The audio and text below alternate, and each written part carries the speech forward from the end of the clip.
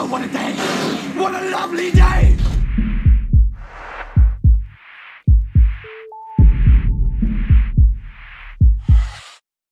Welcome to Flat Earth Debate.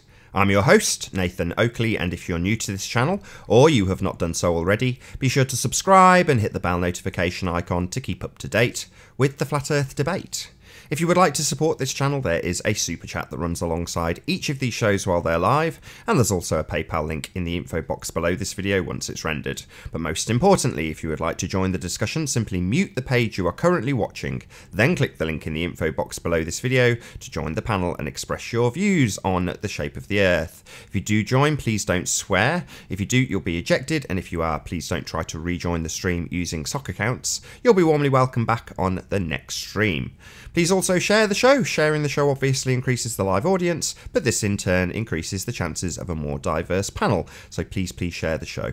And one last time, if you're new to the channel or you've not done so already, be sure to subscribe and hit the bell notification icon to keep up to date with the Flat Earth Debate. Now we are joined by Chocolate Sane, Ranty Flat Earth, and D Marble. Good to have you all. Hi guys, how's it going? Hey, it's good. Nice to see you in here, D. Fantastic. Thanks for having me on, gentlemen. What time is it there? Good morning. It's 5 a.m. Whoa. Whoa. It's okay. It's okay. I typically wake up about 4. And I'm at the gym at 5. I decided to skip the workout today. Just for us. Yeah. This time. I might have slept in otherwise. Oh, you're not that regimented then. You're not all ripped and obsessed. No, not really. I've had a class where I was getting my commercial driver's license, and that kind of threw my schedule off because I needed to be at that class at 6 a.m. and I'm usually leaving the gym at 6 a.m. So I, had to stop working out for about 3 weeks, at least according to that particular schedule. So yeah, I'm off a little bit. It's okay. I'll get it back. Anything driving is going to set off my radar. So commercial driving for what? Is that okay if I ask or not? Feel free to say it. I don't know. Well, it's just something my job required me to do. We just had to get a Class B license to handle vehicles with an air brake system. Okay, is all. So big trucks. But yeah, basically. Cool. Anything with an engine, love it.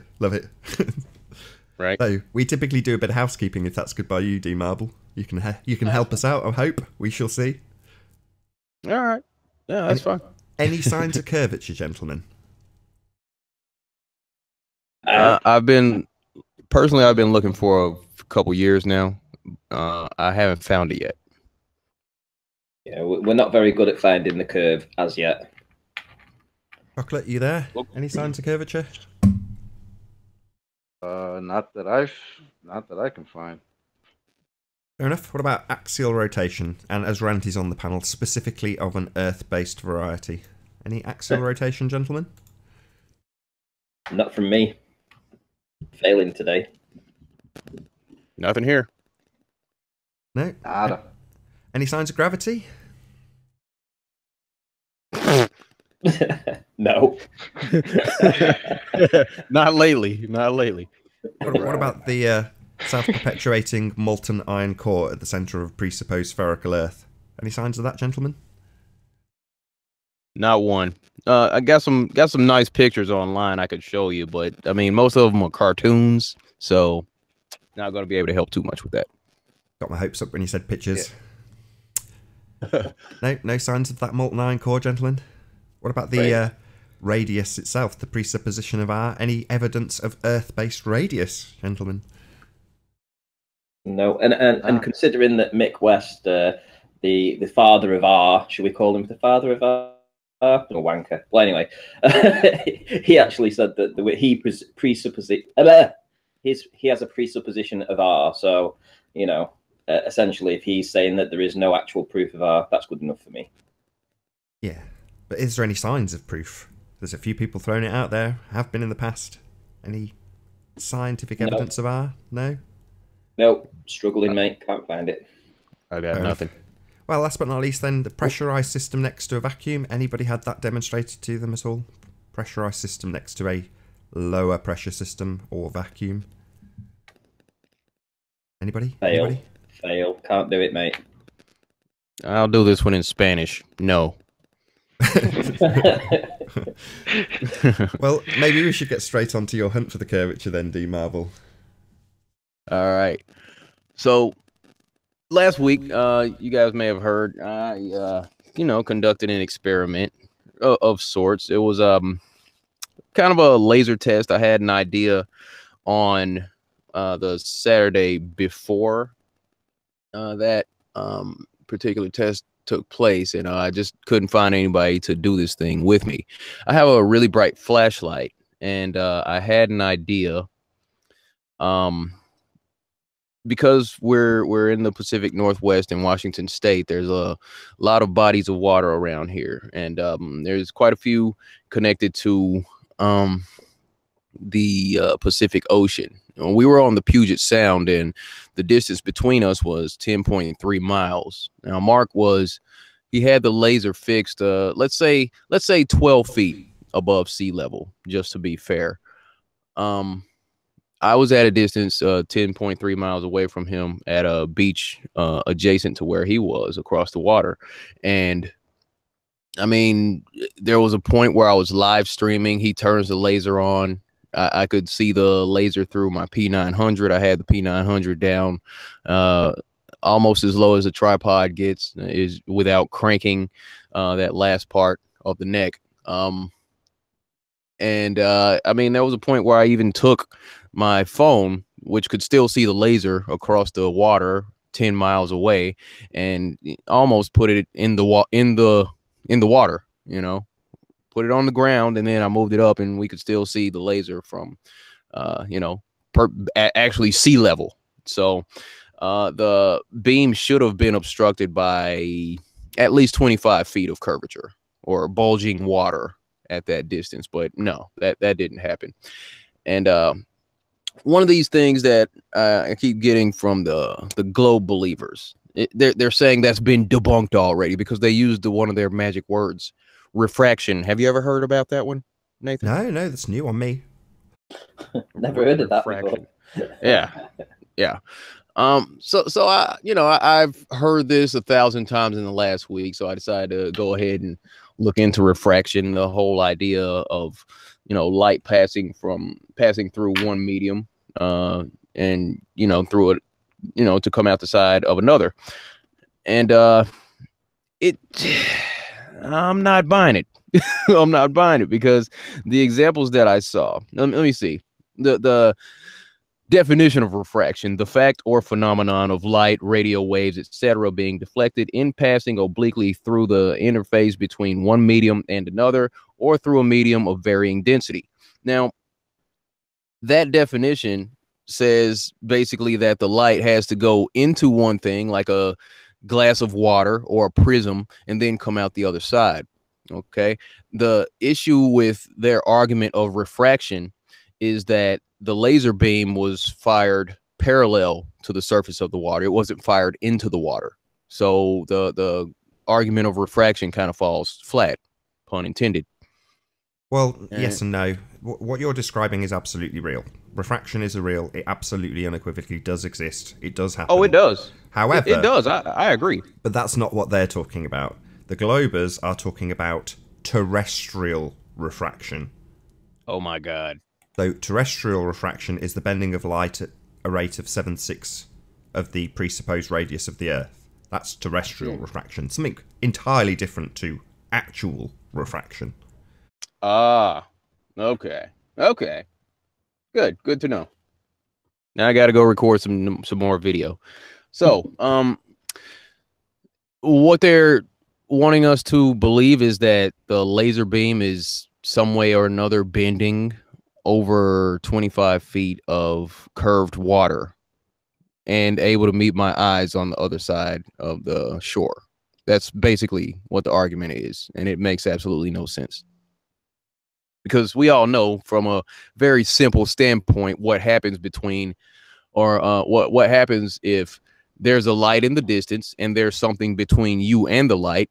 You can't see the light. And we were able to see at one point where Mark was adjusting the beam from left to right, and the laser, it showed the highest point of illumination as if the beam were firing directly into the camera.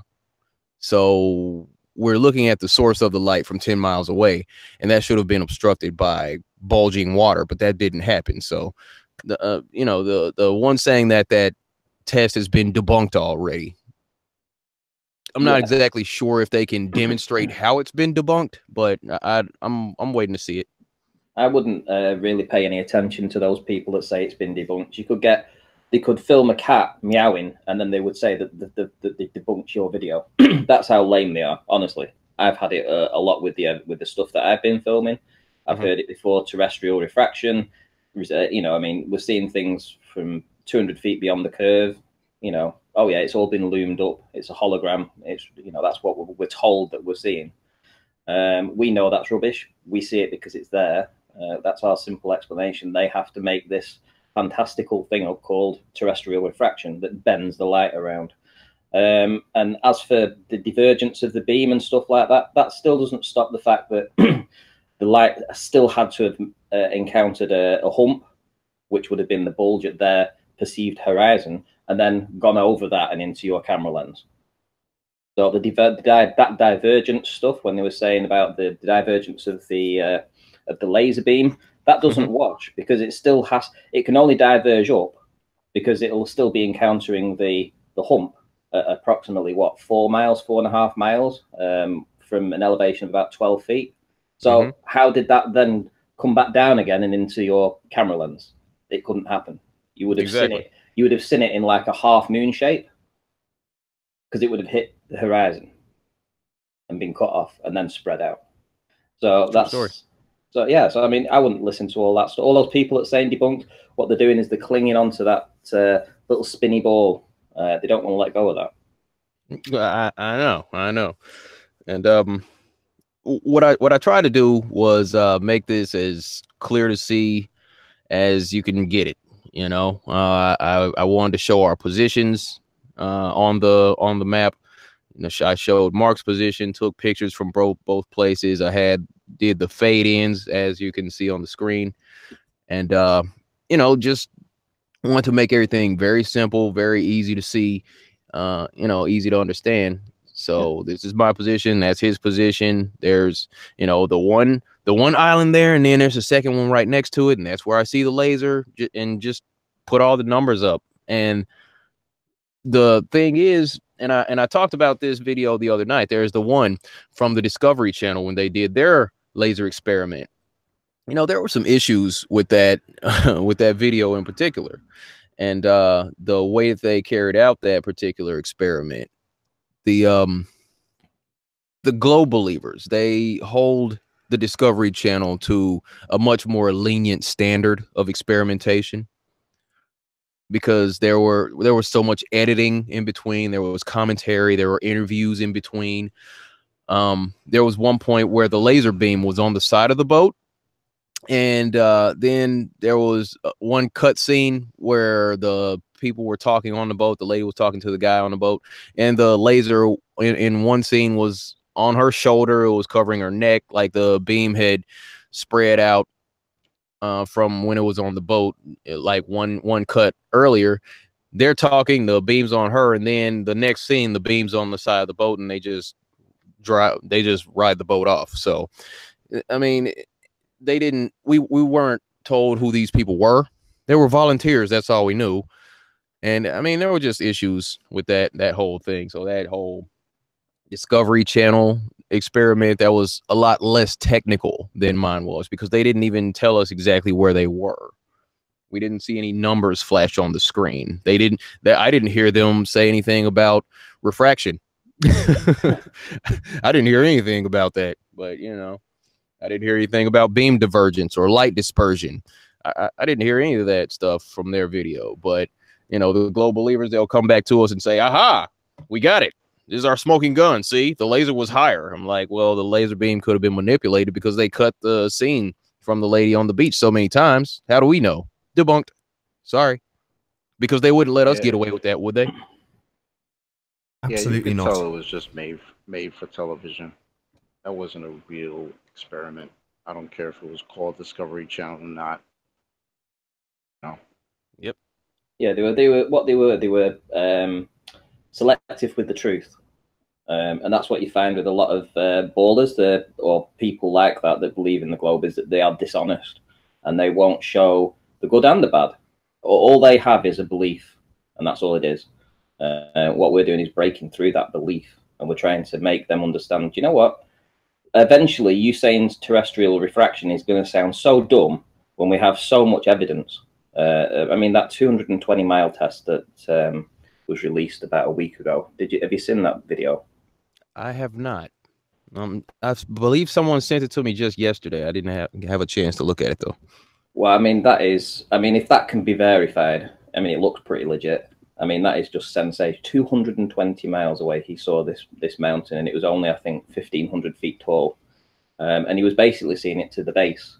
Now, I went to Wales about a week ago, and I filmed the Isle of Man, took images of the Isle of Man. It was very tricky, very misty, but I was able to identify the mountain ranges and such.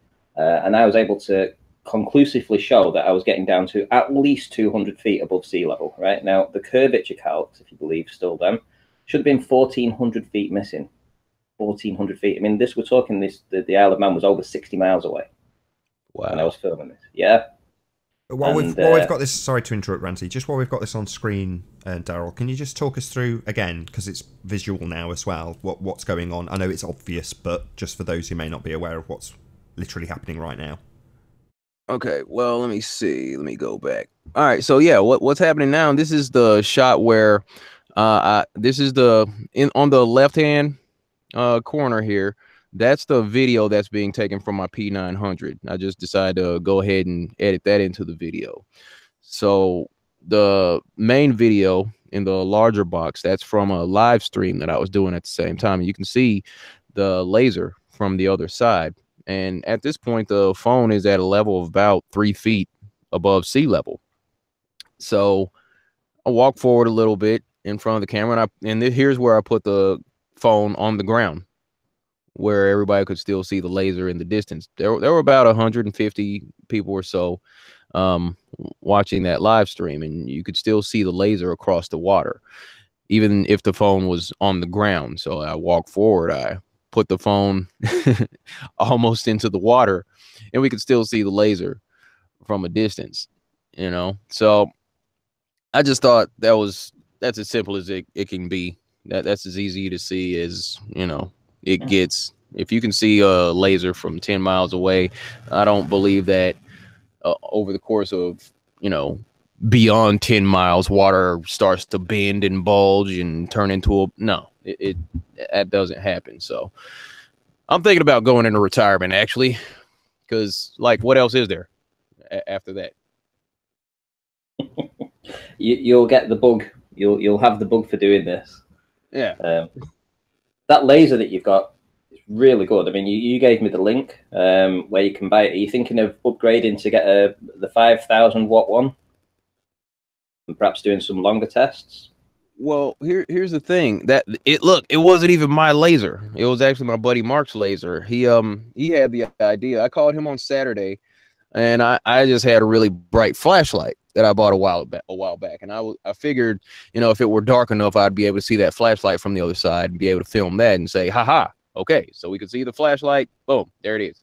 But it's his laser, and he's been talking to me about it, and there are other more powerful lasers that we could get, but they would be shipped in from the UK, and he ordered one, and it was rejected by customs. So we can't get much more powerful laser than the one that we had, without, you know, maybe a smuggler or some like official military or government individual sneaking it in for us, but. So what was the beam divergence at that? Was it just over 10 miles? Do you know how wide the spread was at that distance? No, I don't. Not off the top of my head. Not right now. Fair enough. Well, no, I'm sure half of the globies know though. Yeah, I'm not too sure the divergence really helps their argument anyway. As I said, it would have to encounter the hump first. So the physical blockage, their horizon, everything past that is going down. So even if it was spreading out, it would have to be spreading out and curving around the Earth at 7.6R. So they're still claiming refraction. That's what they're doing. Oh, of course they're going to claim refraction. I mean, but I would imagine, does refraction actually get them there, especially with the camera shot? No, because I'll tell you for why as well. You know, the laser beam, you can tell you're looking directly at the source of the laser beam because there's a very, very, very clear and bright blue beam, and that's in the very center. So you can tell you're actually looking at the source of it. You can actually see when he's moving around, you can see the beam itself move slightly, but that's less clear. It's not as bright as the focal point. So you're definitely looking at the laser head, definitely. Yep. And that was my favorite part that's again with the Discovery Channel experiment, their laser test, that whole situation. You know, they cut away so many times. And what I did, I talked to Mark and I said, look, here, I'm going to give you my backup camera and just make sure you film whatever you can, as much as you can, while we're in communication, so everybody can see what goes on both sides. And I'll kind of put the videos side by side some way or another so everybody can see exactly what's going on. We didn't get that with the Discovery Channel, you know? Yeah, selective reporting, isn't it? Mm-hmm. You mentioned earlier, I was going to get Ranty to pipe up at that point, but yeah, so you said we would never get away with that. So over to you, Ranty. Would we get away with such things on the flat Earth side? No, we have to. It's got to the point now where people are now saying that my evidence can be discarded simply because it's not good enough that I show them my location, height above sea level, distance to target, everything like that. They're now demanding that I have temperature of the water. What's the barometer pressure? You know, I need all this now to continue with this this ball killing proof that I keep putting out. And what's just like I say, it's never enough for them. Well, what's that got to do with 76R exactly?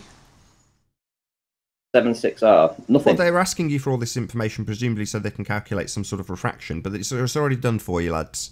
The only bit you need really to prove in your refraction calculation, ballers, is the R bit. 7.6 is kind of irrelevant. You can pull that out your ass. But the R bit, that needs proving. In R you trust. But you see with myself, I am kind of generous to their, you know, kind of, if they ask me to do something, I'll try and go and do that to show them. I feel like I am bending over backwards to try and make these guys believe, but they're not willing to concede a single point. As much as I give, they want more. To the point where it just becomes ridiculous. You know, it has to be a walking Doppler radar or something. As you're here, what's been your experience? What's the feedback been on both sides, Daryl? Oh, absolutely. No, they wouldn't let us get away with that. And like Randy said, you know, they're going to ask us for all these things. What was the barometric pressure? Okay, so what time was it and how high were the tides? I mean, come on. What is that? Seriously? Where is the curvature? Where's the obstruction in between us? And as Ranty said, yes, we will end up bending over backwards trying to give them everything that they're asking for just to say, ta-da, here it is. But I mean, they're going to keep moving the goalpost every time we do that. So, you know, we just have to move on at some point. I'm done. I'm done trying to please these knuckleheads. If they can't see that the beam was obviously viewable at the source from 10.3 miles away, I'm done. I'm done. And if Homo sapien wants to continue trying to throw something out about that, then I mean, he can just go look like an idiot for himself and his followers. But I got nothing to do with that. This game's over. There's the thing, you see. You mentioned Homo sapien, and his channel, if I remember rightly, had hardly any subscribers at all until he started swinging on your balls. And when he started swinging on making videos about you, suddenly his subscriber base has grown and grown and grown. And let's be clear about this. The ballers only exist and their channels only exist because they critique flat earthers.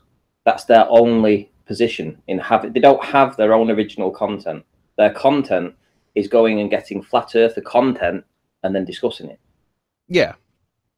Absolutely. And I noticed the same thing. People were coming to me like, hey, this old man made this video. So I go to his channel. He's got less than 1,000 subscribers at that time, But what happened after he started using my name and my face in his thumbnails, put my name in his titles, he saw that he could create a niche by using me as his subject matter. So I mean, I basically built his channel, or he built his channel targeting me. Like, nobody was actually paying attention to him, because he's been here. If you look back at the timestamps on his videos, Homo sapiens been trying to grow his channel for over 7 years. He's been trying to grow his subs. He's been trying to be a voice. He's been trying to make a name for himself. Or even back in the day when he was you know, kind of sucking off Barack Obama.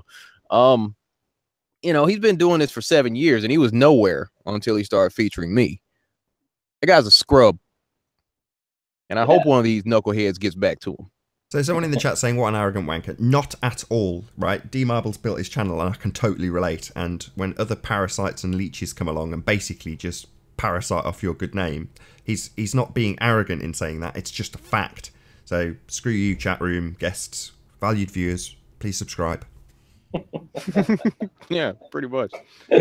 Pretty much. I mean, yeah, all these channels, these Sean Huffords, the Lice Barcane, Miles Davis. I mean, a lot of these guys, if you look back at the stuff when they started doing these things, like Anthony Riley, he was the one that they targeted first, and then of course these back and forth, and that's helping grow their channel. Now, I appreciate that D Marble hasn't really risen to this Homo sapien guy until last week or so, but that still hasn't stopped him for somehow getting 20,000 subscribers. I mean, the guy's, and he's after, how much money did he ask for on his GoFundMe? Was it something like 20,000 or something? Just about, yeah. Yeah, and he actually got that. He got a 20,000. So, like you say, he's been trying to grow his channel for 7 years, and only when he started targeting you did he actually get any traction with anything. Right. And now he's taking the money off these guys to go and do these different things. And yeah, he is a scrub. I'll be honest. I don't like him. True story. True story. And I mean, that's just what it is. And if anybody wants to go back and look, then they can see. You know, a couple. Let me see. If he has 3 videos, 3 of his top videos, I'll say out of his top 5 videos, I'll bet I'm on the thumbnail or my name's in the title of 3 out of 5 of his top videos. I'm certain of it. So, yeah. He had to build his channel off of another man's merit, and that's pretty weak, actually. Yeah, that's what they're all like, though, isn't it? They're all leeching off people that actually do real research. So, like yourself, who goes out and you take your time to go and do these experiments, you put your effort into doing all this. You jazz up your car, you go out, you talk to people, you do experiments, same as myself, right? And yeah, Hey, all P, they do. hold on. Hey P, how you doing? I mean, D Marble, you're only popular because the mainstream media promoted you, so that's why I think you're an agent. But Greater Sapien is a really nice guy. He let me on his panel, and he let me challenge his mainstream science, and he let me say what I wanted, and I appreciate that. So I respect Greater Sapien for having an open discussion and be willing to challenge himself by talking to someone like me who's extremely intelligent and educated. Okay. What time is it there, P? Must be pretty early for you too. What time is it there? Oh my god. Wait, who's this guy? It's P This Mars. is P Mars. Oh God. What time you got there, P? You're on mute, mate. P Mars. Did someone ask me a question or something? Yeah, sorry, I was just asking what time it was. It must be pretty early for you too, eh? I set my alarm to flat Earth o'clock. Flat Earth o'clock. Okay, not getting an answer. Right. Well, anyway, as I was saying, D, essentially we go out and do the work. We put our time, our effort, money into it, and then these guys, they sit at home and they just make a video about something. So they have no costs involved in doing any of this, and they don't do any research. It's like they have nothing. And I'm trying to steer away from responding to these guys because that's what they live on. People could say the same thing about you. I think that's kind of a hypocritical thing to say. Like, he's out there doing his thing just like you guys are. I don't see why you guys are hating on the guy. What thing is he doing? Is he providing any proof of the ball? Hey, he provided an open panel and he let me come on and say what I want to say. So that's something. You took I don't see many flat Earth people doing that except for like ding ding. Hello. Thanks for being here. That's nice. I said except for Nathan. Oh, thank you. My bad. Sorry, I didn't hear that. I take it. Yeah, all but back, that's the thing. We have different things that we do. So why are we a target when we go out and we do these kind of researches and evidence? Because it makes the ball Earth look ridiculous. Well, why do you got to worry about what Greater Sapien or Sly Sparkane are doing? Just do your own thing. I don't understand. Like, who cares if they got popular talking about flat Earth? Like, that doesn't. Hello. What? So did you. They didn't get popular talking about flat Earth. They got popular talking about flat earthers, targeting flat earthers. They got popular talking about other people. That's what happened there. Poor D Marble. I mean, you only got promoted by all these mainstream channels, like, and now you're crying about someone targeting you. Give me a break. You got popular off the mainstream targeting you. So who are you to say this stuff? You're a hypocrite. P-Mars is a baller, by the way. I know. Am I wrong? I know. You got popular off the mainstream targeting you, D Marble, and now you're how about you YouTuber? How about you lower your voice, son? How about that? How about you lower your voice? How about you? Why are you raising your voice? Yeah, I don't understand why you're raising your voice. I don't understand. Hold on, P. Calm down a second. Just 1 second. Right, I can hear it in the tone of your voice that you're agitated, and there's no need. You know, in the same way you've had a cordial conversation with Greater Sapien, there's no reason why you can't continue that theme here. But, you know, I can tell that you're distressed about D Marble, P, and I don't get it. I don't understand why you're distressed about this. I think the laser test is too much for P-Mars to take. He can see a light from water level 10 miles away. Hold on, Jimbo. Hold on. Accept and absorb. Sorry, Jimbo. I know. Work that D Marble did there, you know, and congratulations for it. It's an excellent display of flatness across the water. Yeah, and some people thank you very much. It. And all these ballers doing is just throwing the toys out of the pram and screaming because they've got nothing else to do. It's literally watching them have a meltdown. Well, yeah, I know, right? I would like to know that. Sorry, Chocolate. I just want to get this in. Sorry. Example that's given, and just a distraction to try to, you know, get attention away from what's a very clear, you know, flatness of the water at 10 miles. Agreed. Yeah, agreed. But he's doing what they're all doing now. They're crying. I know, right? Sorry, guys. Before you discuss it to death, before we're gonna lose track of what he's actually accused Daryl of, which is being an agent. Specifically, those were his words. So, you know, I'd like to hear a response to it. So, Daryl, you've got an accusation. Agent. Agent. Yeah. Please, no, really. I'd like to hear the details of my being an agent. Go ahead there, Percival, or whatever your name is. P-Mars. What do you rage quit? There's an empty chair. What's going on? Explain exactly. Hold up. Explain exactly how I'm an agent there, P. I can't explain it in 5 minutes. The best evidence that you are an agent, D Marble agent working for some CI PR company, is because the mainstream media promoted you. And if you were a real person, the mainstream media does not promote real people. They only promote their own. So we know who you are. A lot of flat earthers know you're an agent. You've been accused by many because you're obviously an agent.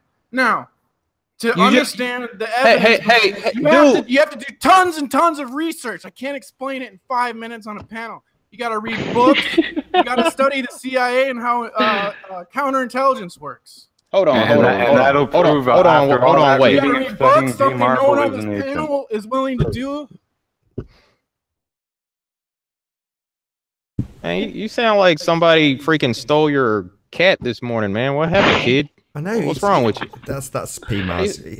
Why you so upset? I don't understand. What's wrong with you, dude? Yeah, I don't understand either. Because you're an agent. Because you're an agent. Oh, that's perfect logic right there, genius. That's not what I said, you black person. Look, you are. Wow. That's really bad. No, because everybody can't see my profile pic. You look. You are a black person and a government agent. Hang on, wait a minute. What does the colour of anybody's skin got to do? I love that. Right. So how exactly does that work? Because I'm sorry, so I'm an agent. Is that why I'm on everybody's panel? Does that mean that is that sure why I'm pretty sure code name is Uncle Tom? Yeah, is that what you think? I'm pretty sure yours is just I don't know, freaking hairy, scrub, sweaty. Well, you can see where he's trying to bring the conversation and the discussion, you know. Man. Oh my God. It's pretty good that you're here and that you're talking about your laser test and other stuff. Don't mute me. And you can see the way that the intent of diversion and just one of the, you know, distraction, divert, and whatever is going on, you know. And instead of talking about, you know, flatness and the reality of our environment and where we are, we're down to this guy who's some kind of pretender here, just trying to stir muck. You guys ignore the why. I mean, and he got all sweaty, had to take his shirt off. You need to do a little more cardio there, P. Maybe you would be in better shape for these discussions because we haven't really done anything. It's not like you're jogging. It's not like you're jogging around the block. You're over there taking your shirt off to have a conversation. Good Lord, man. What's wrong with you? I'm getting ready to throw down, bro. Yeah, all right. Yo. Throw down some cardio, you pasty chump. Yeah, let's box. We'll do that. That'll be some good cardio. Right, just P, take you're a step off. making the rest of your globers look real good right now. Hold on, everyone, chill for a second. Right, what? If you've got issues, P, this is your opportunity. And so far, we've got you're an agent because you're an agent, which is, let's be honest, pretty weak. But it's not what I said. Is it a jealousy thing? Hey, Alan, how you doing? Can you hear us? Hi, who wants a fight? Nobody wants to fight. Hey, Jimmy, how you doing? Can you hear us? Hello. Yeah, hello. Good to have you. Good to have you. So, you know, if you've got something to level at him, P, other than being an agent with absolutely no evidence, other than he's been in mainstream media, you know, evidence is all over my channel. I've done endless shows about how counterintelligence works. Fair enough. Well, two and two together. Dude, you are counterintelligence. Okay, just so we can draw close. So hold on, P, bear with me, P. I'm going to promote your channel. So okay, fine. So what you're saying is he's an agent based on your research into counterintelligence, which is all on your channel, which is called P Mars. Check it out, and if you want to put two and two together and come to the same conclusion as P Mars, that Daryl Marble is an agent, then you're welcome to go and check out P's videos about counterintelligence. A lot of flat earthers know this. It's pretty obvious if you do any research into how the CIA works and spreads disinformation. Fair enough. Thank you for that, P. That's very good. It would help if you gave us a citation for a video that you might have made. Can you tell us which one might have the info in it? I'm not doing that. I'm telling you, he's an agent because he got promoted in the mainstream. So he's a mainstream character actor. He's a crisis actor. What?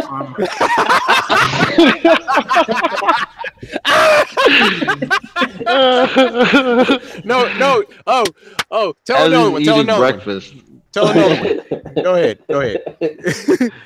As he's got food in his mouth. Go ahead. No. Keep going. Yeah. What else? There's good stuff. I mean, that's basically it, but that's pretty damning evidence.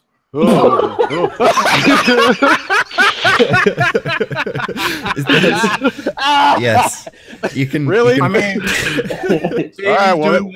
he's just doing this for the audience. Yeah, that settles it. He's doing this like psychopathic technique where he's dismissing what I say like it's a joke. That settles it, P. Dude, you are a joke. That's what I'm saying. That's why I'm doing it. You've really already know what it is. You're a psychopath. Joke. You're a psychopath. Really? Yeah. Okay. You're a psychopath. Okay. I got called a psychopath yesterday too. So. You're a manipulative little psychopath. And you're a disruptor. So we were trying to have a conversation, and then you get your scruffy ass on this panel. Flat Earth debate, dude. Shut up. Yeah. So pop that stuff online. So now that he's produced all that damning evidence, are you going to admit it now?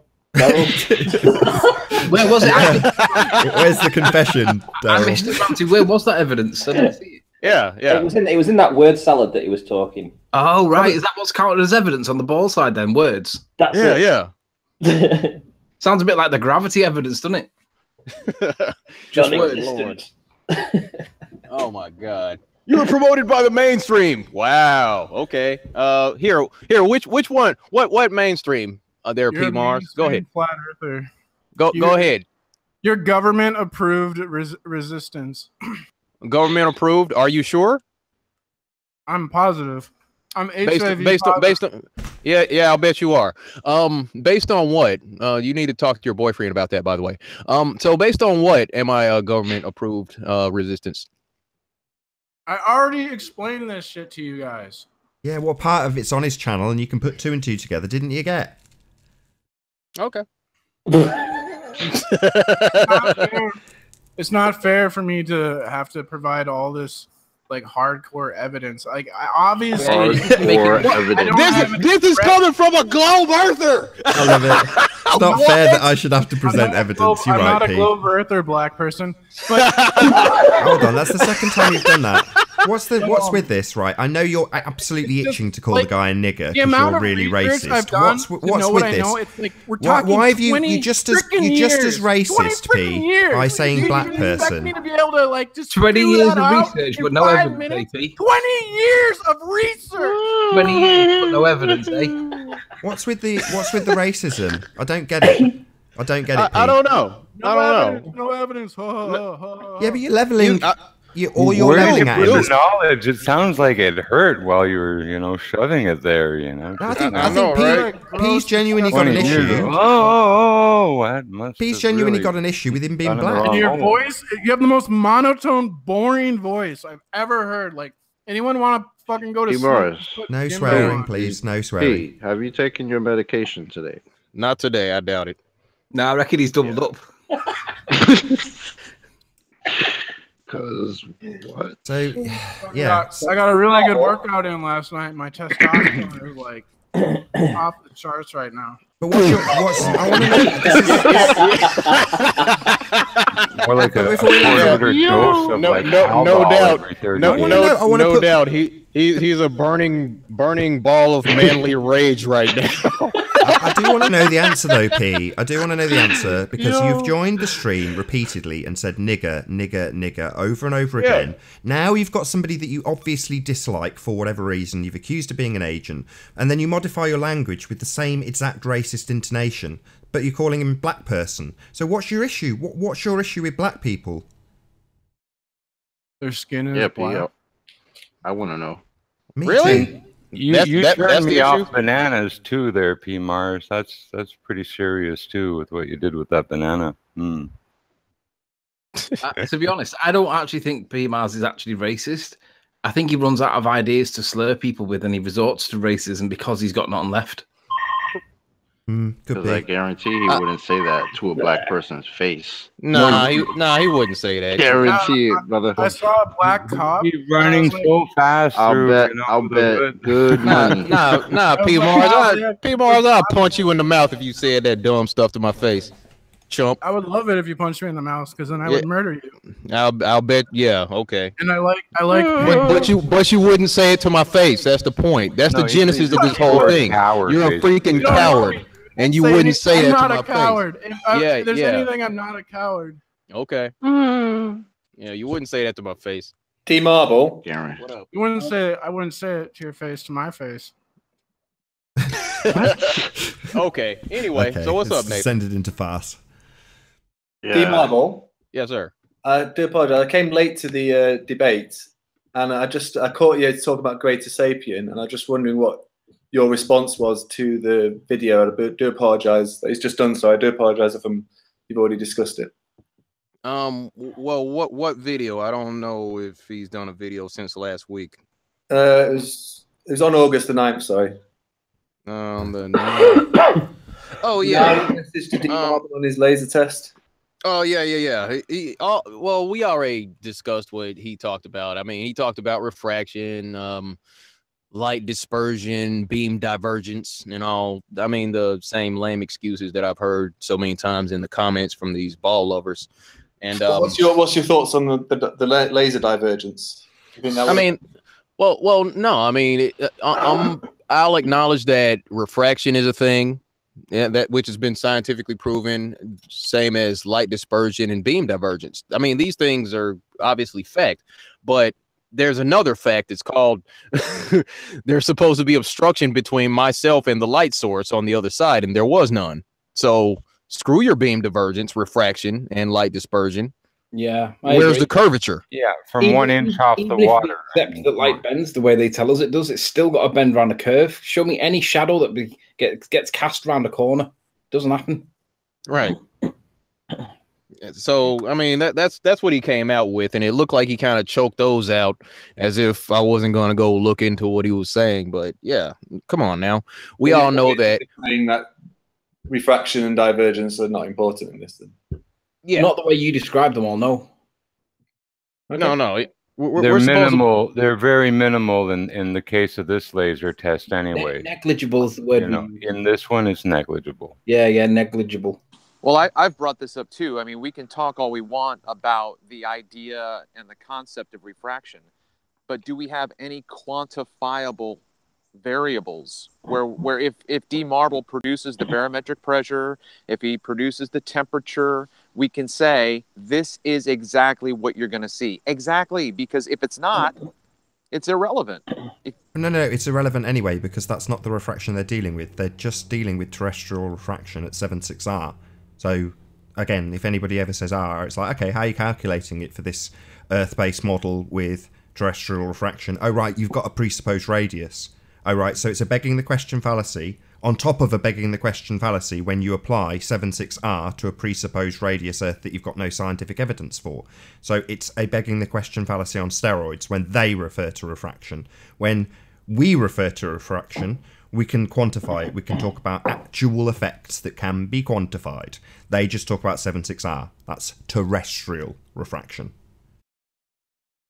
And then how many samples of water temperature do you have to take? Because along the shores, it's going to be warmer. The water's more shallow, gets more heat.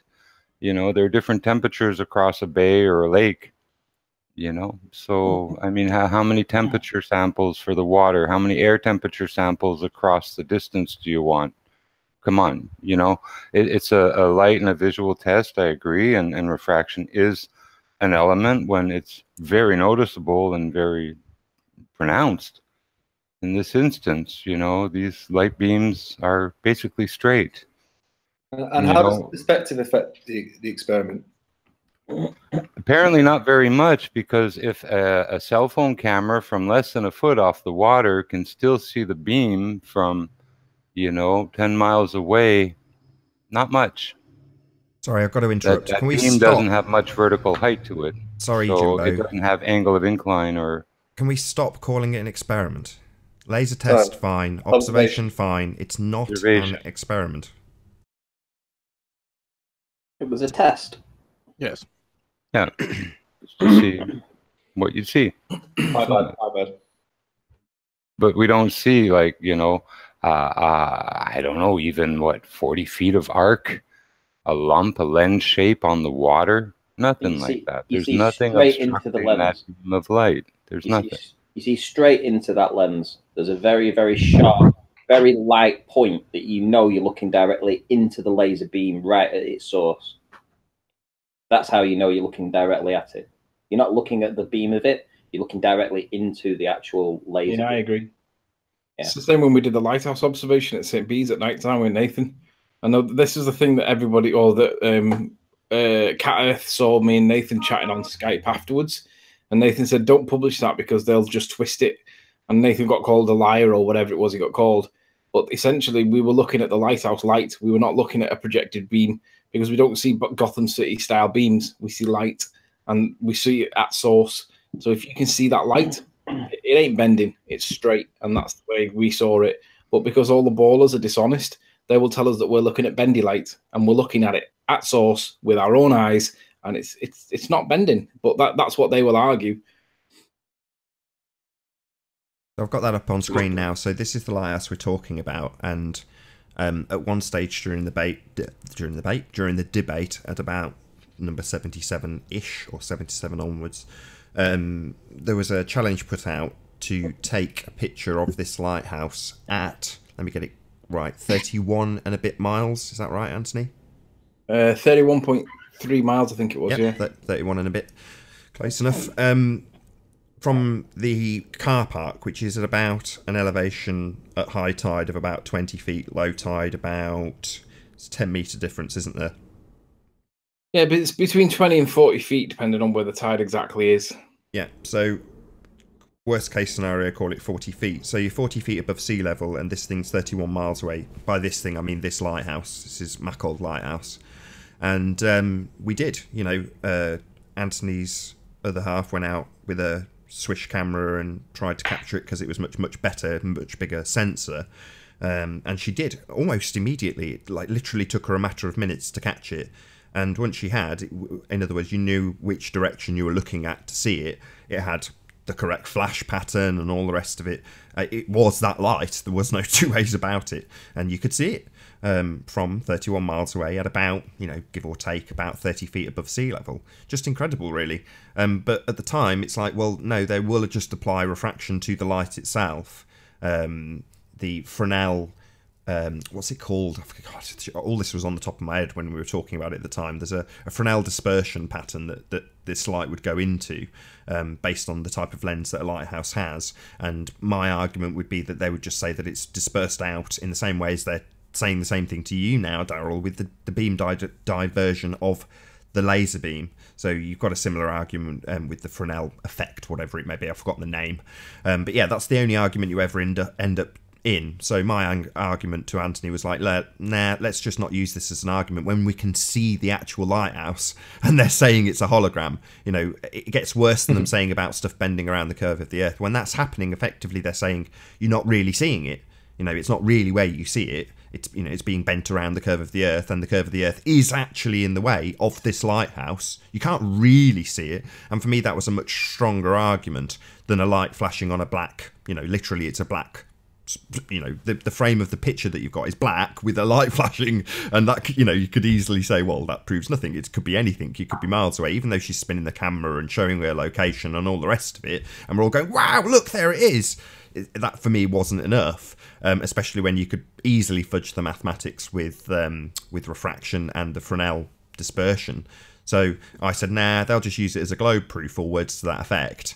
Or I think I said, there's your globe proof. I can't remember exactly what I said, but that was used against me as me being a glober. And it's like, no, I'm phrasing it to a friend who knows exactly what I'm saying without having to give any paraphrasing, which is to say that they'll just use it as proof. But I don't need to say it in such long-handed form when I'm dealing with Anthony and he knows exactly what the situation is. But unfortunately for Anthony and myself, or fortunately, I don't care really, but either way, one of the guests saw our conversation because Anthony was screen sharing, and they screen capped it and then made a massive deal out of it like I'm an actual baller and lying to people because we discussed a lighthouse and it was in the middle of a debate. But there we go. Anyway, that's enough of my disclaimers.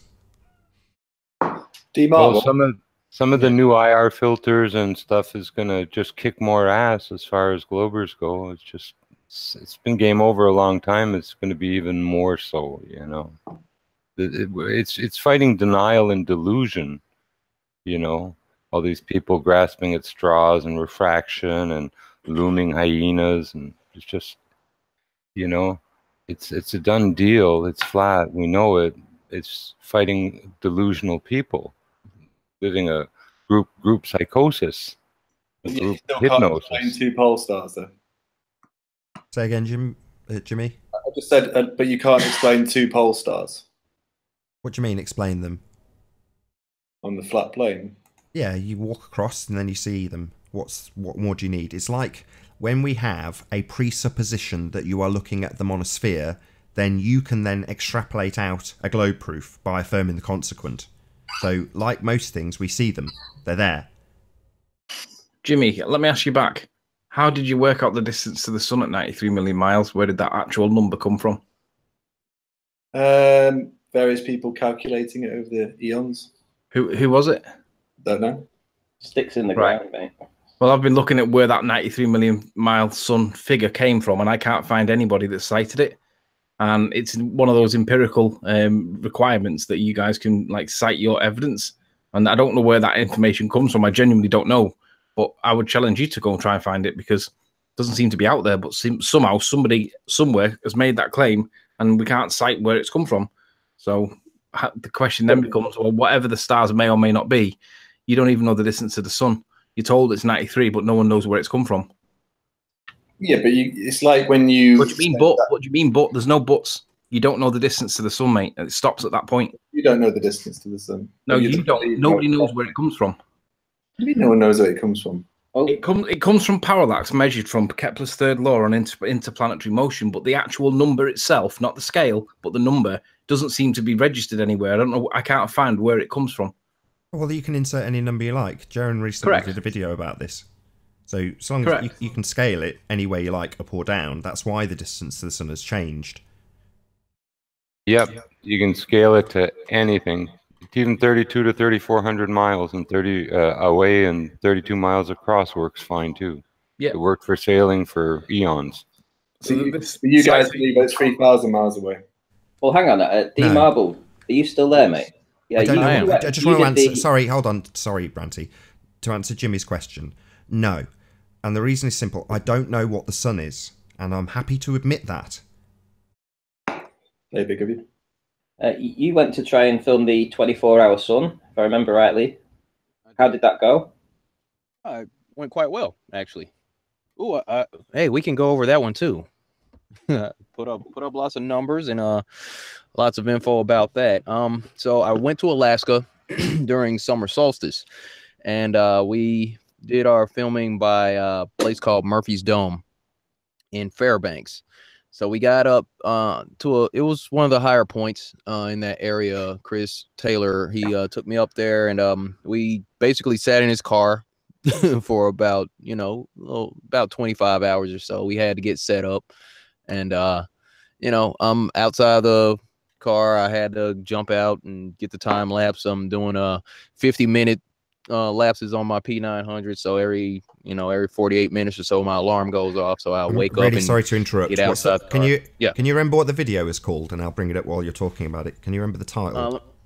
Yeah, it was 100% proof that the sun rotate or circles above the flat Earth, I believe.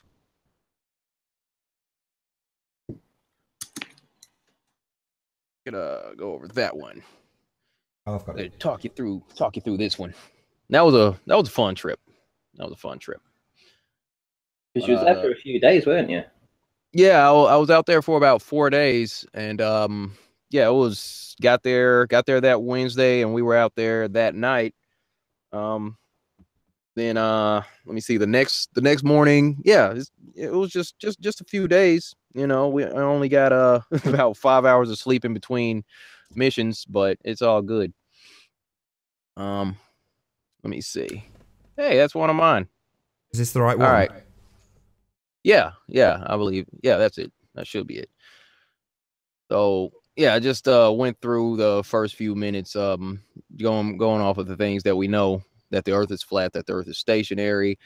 Discussed about a little bit about the AE map, how that's one of the more commonly accepted maps, and gave an example of this, this diagram here, showing the sun and moon's circuit over the face of the Earth. At Rob Skiba. Yeah, possible, and that doesn't work, is it? Well, we'll see. And this is where I kind of did a subliminal shot at Jake. Jake who? Yeah. Jake the asshole. I know. Oh, don't worry. Yeah, I know. Sorry. Like, who's that guy? Yeah. But yeah, this is the video that I saw. It was from it was the midnight sun, and it looked like someone got a time lapse of it making a circuit. So I did a quick. This is from a live stream that I did at SeaTac before I got on the plane. That's just a few of the items that I had. I went and bought a couple new batteries, a couple new memory cards. I had to replace my camera. I got the equatorial mount, I believe it is. And that's my buddy Chris. What did Chris do? Plan. What did Chris? Why did he get a shout? He was the guy that hosted me the whole time. Actually, it was I ended up staying at his place. He came pick me up at the airport. He was out there in the car with me the entire time. So he you know, big shout out to Chris then. Sorry, we've got a new guest. Hey, is it SX? Can you hear us? I think he's a real person. I'm pretty sure we've had him on before. Sorry, you carry on, Daryl. All right, so this is just an example. I use dioptra to show my location because people would say, well, you don't know if it's a 360, so I use dioptra here pointing to the azimuth, showing, you know, whether or not you're doing a 360. I thought that would be a handy thing to have with this whole situation here in Alaska. So I start off the time lapses just by showing the time lapse, and this started at 11 a.m. Now at this point, you can see the sun went off into the distance. That was about 1 to 3 a.m. when it was at its lowest point, and even then you could see that the sun actually did shrink in size as it went away, or it was smaller on the horizon when it was that time as opposed to where it is now. And I had to adjust the camera upward to follow the sun in the sky. Did you have a solar filter on? I did not. Okay, I see a problem. No. Same problem. Yeah. So quick question. Yeah. Are you tracking this manually then, just every so often moving the camera? Yes. Okay. And I mean, it was really cloudy, so it gets kind of tough to see at this point. But yeah. So you know, we started at the point where there was the tower, the sun, you know, tracked around the sky and came back to its original starting point. You can see the rays back there in the distance, and you know, obviously that's okay. And there's the sun. So then I start to put in the pictures along with the position of the sun in the time lapse, just so everybody can see, you know, what time it is, the degrees, the azimuth, you know, what direction I was facing in relation to where the sun was at, just to give everyone a better idea of, you know, all the numbers that were asked for when we make these observations. It does appear that it hasn't actually left the camera lens, has it? It didn't. It didn't. I got the video, zoomed in really close, and it only got about halfway down, you know, when it got to its lowest point, and then came right back. And that was about 2 in the morning, and the sun was visible, I believe, in South Africa at the same time. But, you know. Wow. Stuff that happens on a globe, I'm sure. Yeah, explain that, Alan. And also, there's a point right about, it might have been a little bit, let me see, it's 10 a.m. in this shot. Good that I got the timestamps here. I actually did a Facebook Live video, and I called Matt. He's in Yorkshire, in Fairfax, I believe. Or what is it, Fairfax? No, not Fairfax. Halifax, West Yorkshire. And yeah, that's where he was at. And I called him around 1 on Facebook Live on video, and he could still see the sun. It was about 10 p.m. Where he was at, and he could still see the sun. I could still see the sun high in the sky. And about 30 minutes later, I was able to get a guy in Australia by the name of Sammy. Got him on video, and he showed me the sun in Australia at 7 a.m. So the sun was visible in England, high above my head in Alaska, and also visible in Australia at the same time. But this is where the globies would say, well, that's because, you know, the earth is tilted on its axis. You didn't know that. You're stupid. And just say that type of stuff. But come on. D Marble, going back to that, you had the map on before. The sun moves roughly 15 degrees every hour. Yeah. Mm-hmm. Pretty much everywhere in the world. Yes. How would that work on a flat model then, or flat plane? Why would that not work on a flat plane? Because it only works in the North Pole. If you look at a circle and think out in your head, Anthony. No, because we all see the sunrise in the east, and we all see it set in the west, and they are the parameters. Well, we use the word rise, but it's actually, if it's flat and it's not really going up or down, it's moving across and closer to us. Yeah, so but it's not really a sunrise or a sunset. Towards us, rise in perspective. So it's not a bad phrase to use. It's you know, devil's in the details sometimes. You know. I think he's right, Anthony. What do you mean you think he's right? I don't think it makes any difference. I'm just trying to wind up, but the 15 degrees every hour everywhere in the world does not work on a flat plane. Simple. But do we agree that the sun rises in the east and sets in the west for everybody, right? There's no problem with that. Right. So there's your parameters. Go on, I'm sorry to interrupt, Anthony. Same sun. Sorry People to are interrupt. assuming too that it's going in a ring shape around. Sorry, guys. Can you hear me? Hello. Just want to ask one question. So you say on a flat plane. Now, when you say that, presumably because we've got a depiction of the AE map, are you assuming therefore that D Marble is of the position that that is actually representative of our world or not? Just have any flat plane. I was just using that as an example. We didn't have to use that as an example. If you have the North Pole in the center, that's the only place the 15 degrees every hour works. Well, hang on. How about you answering the fact that this was visible for 24 hours straight? Yeah, how's that work? Also, another thing that only works on a flat Earth is being able to see a laser beam from 10.3 miles away while you're 1 inch above sea level. But you know, we'll go ahead and negate that according part. to your no, it's not an experiment, is it? It's an observation. Yeah. Yeah. But So you didn't according to the observation, the laser at all, did you? Well, hang on. 24-hour sun. Explain that on your model. Explain that 24-hour sun. Tell me how that works on your ball. Well, why don't you answer my question first? Well, no, because we're actually looking at the 24-hour sun. Yeah, because it's on screen right now, and someone's gone to quite some This effort was to on get it. first. Yeah. Explain that. Yeah, Jimmy. Please do. Let's have a look. Give me a second. Well, basically, he's just played the video, and we saw the 24-hour sun without it actually setting. So explain that. Away you go. Okay, let me find something that explains it. Well, hang on. Go find something. You're gonna Google something right now? Yeah. Go to Wikipedia. You're gonna Google an explanation. It's gonna explain to us why we're not seeing what we're seeing. Okay. This is funny, isn't it? I'm still waiting for your answer. The 15 degrees every hour, and you've not answered it yet. But carry on. Why should we? We first started talking about the 24-hour sun. It does not work on a flat plane. How does it work on a globe? Answer. It's like the two pole stars. You can't. Listen, we admit we don't have all the answers. Apparently, you have all the answers. No, I don't. That's why I'm trying to find something. You've got a body of science behind you. You've got 2,000 years of you guys proving this sort of stuff. So please show us the evidence right now for the 24-hour sun in your model. I think the screen grab that was just on a second ago clarifies D Marble's position. That was kind of the point I was making. But yeah, so fortunately that was in a slide. So well done for that, D Marble. Thank you. I was saying this is not an argument for the AE map. That's not exactly what it was. I'm saying the AE map might be wrong. I'm saying that the continents might be in different positions and sizes than what we've been told. I'm not bought into any sort of model, honestly.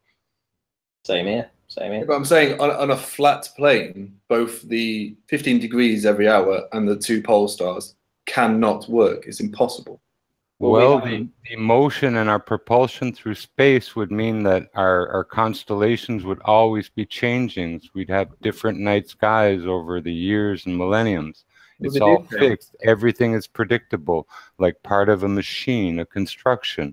There's no changes above us, like that we can predict with a simple machine, the Antikythera machine. Every planet, 8 of the planets, so-called planets or luminaries, the sun and the moon, every... And with that, I'm going to say first and foremost a huge, massive, enormous thank you to all of the debating panel for making this debate possible, and of course a massive thank you to all of the live audience for tuning in and hopefully sharing this debate. If you hated the show, then you know exactly what to do, but if you like the show, maybe consider sharing it with a friend, or subscribing if you've not done so already. I've been Nathan Oakley, and I'll see you all in the next video. Oh, what a day! What a lovely day!